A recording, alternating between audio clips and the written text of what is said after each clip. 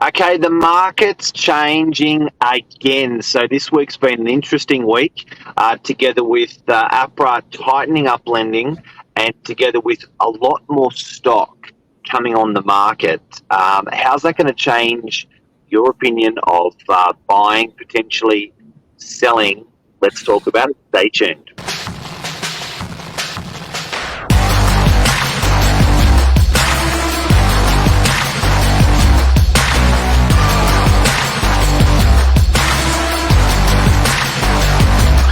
I'm the ringleader, so listen up. Good morning, everyone. Welcome to Morning Minutes. Myself, Michael Berger, Mark Novak, episode 573. More listings coming on, tighter lending being announced, and what will this mean for property prices? Mark, good morning. Morning, Michael. Good morning, and thank God that you're safe. You had a COVID jab and it's given you a hard time. Yeah, so a bit hard to breathe, but we'll see how we go. Go slow. And also another one, guys, the rental market. So I know we're covering a lot today in sales, but definitely the commercial rental market and the residential rental market. Normally, as an agency, we're a big agency on Northern Beaches. We have 40 or 50 properties for rent, and at the moment, there's only 17. So, and in terms of commercial, we normally have 120, 140 for lease, sitting at about 45. So there's very low stock on the rental market, which pushes prices up. Yeah, like traditionally with commercials, there'd be normally 800 listings. So to see half that, it's crazy at the moment. But so coming into opening up, Mark, where do you see listings and the amount of listings? What should people see, especially in the residential market over the next month? Because for sale listings are around 400. Typically, like a year or two ago, a healthy amount where it was 700 to 1,000. Like I remember times we hit 1,200, and then when things would be really low, traditionally would be 550 to 6 or 7, around that 100. So even from what we are traditionally, we're a lot lower than that now. So what do you think? Do you think a lot of people were waiting for it to open, even though we had great results during lockdown? Yeah, so normally, I think the catchment we're talking about is a really good reference point. There's 200,000 odd people, 250 odd thousand people that live there. There's 100,000 odd properties. So I think we're a good reference for New South Wales and a good reference for Sydney, our catchment. And then the amount of numbers when we're talking about 400 or 800 or 1,200, that's how many were on realestate.com.au, which is pretty much what most people use in our area. We're pretty dedicated to that website rather than domain. So I reckon if anyone was considering trading out of their property during COVID, I think it would have been a little bit more convenient and maybe logical to say no, I'll wait, need my home, chill out, everything else is moving around me. This is the one thing I want to keep stable. So I think a lot of people emotionally just stayed put through COVID and thought when lockdown's over, we're going to hit the market. That's what we're definitely seeing now with sales properties.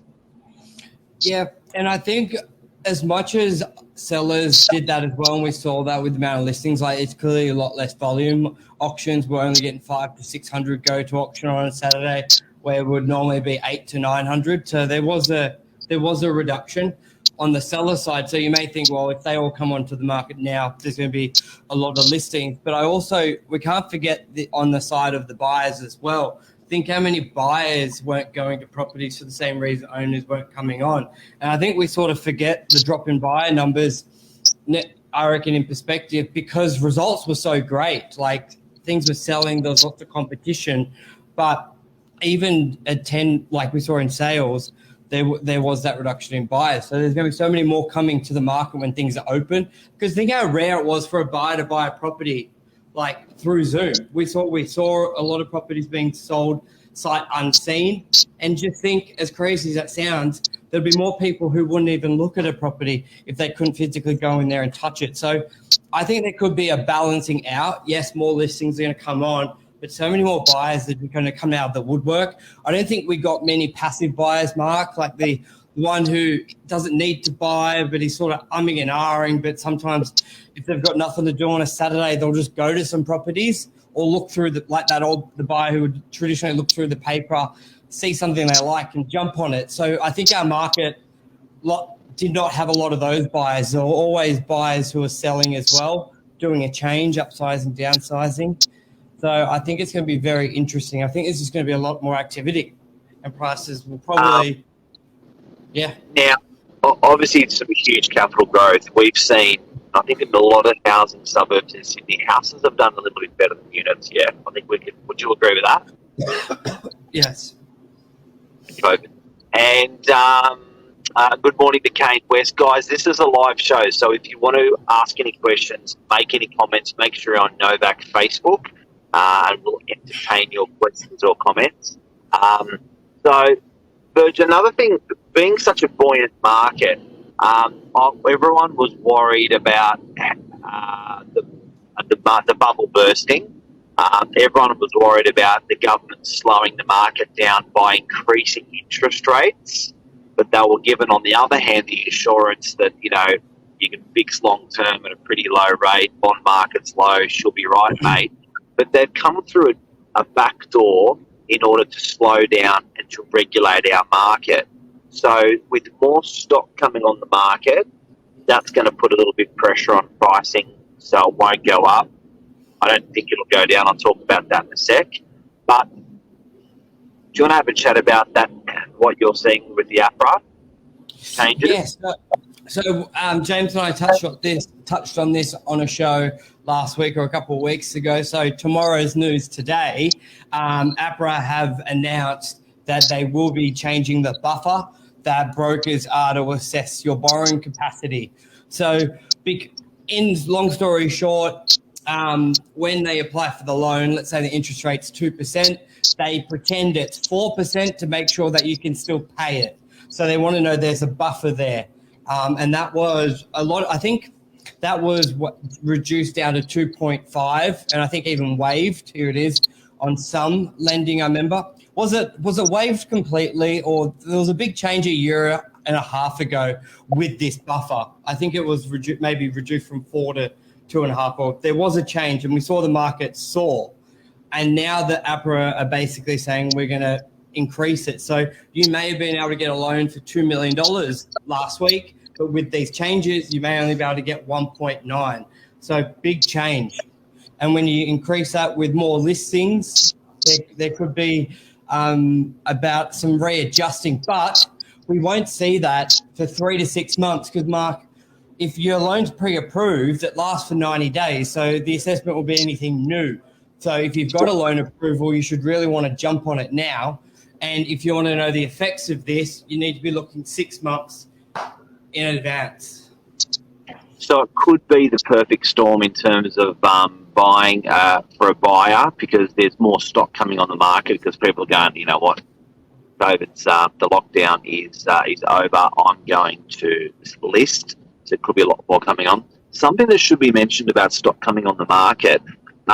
We as an industry, we use the barometer of realestate.com as stock on market, but the way people are listing property is different these days as well, where they used to do the traditional realestate.com ad in day one.